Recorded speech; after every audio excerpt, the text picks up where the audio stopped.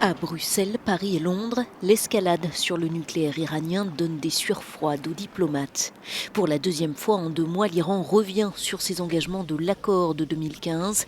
Cette fois, c'est la barre des 3,67% d'enrichissement d'uranium qui ne sera plus respectée.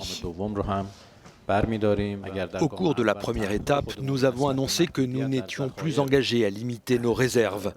Et désormais, avec cette deuxième étape, nous reconsidérons nos engagements en ce qui concerne le pourcentage et la densité de l'enrichissement.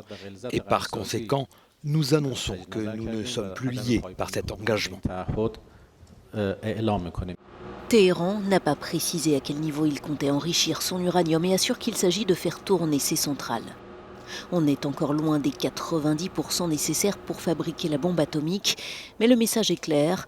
La République islamique attend un allègement des sanctions qui asphyxient son économie depuis que les États-Unis se sont retirés de l'accord.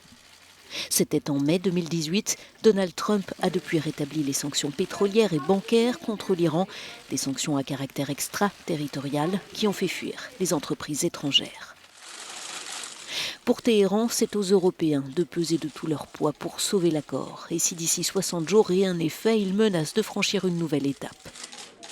Pour la France, l'un des pays signataires, il est impératif de ne pas en arriver là. Emmanuel Macron se donne jusqu'au 15 juillet pour tenter une reprise du dialogue. Les Britanniques se font, eux, plus menaçants. Nous sommes très inquiets des nouvelles qui nous sont parvenues et nous allons attendre une vérification indépendante par l'organisme international compétent avant de décider de la suite. Mais évidemment, si l'Iran agit en violation de l'accord, les conséquences seront très lourdes. Économiquement à genoux, l'Iran joue le tout pour le tout.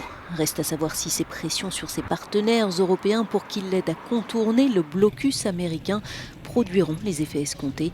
Car jusqu'ici, les tentatives européennes pour sortir l'Iran de son isolement se sont avérées vaines.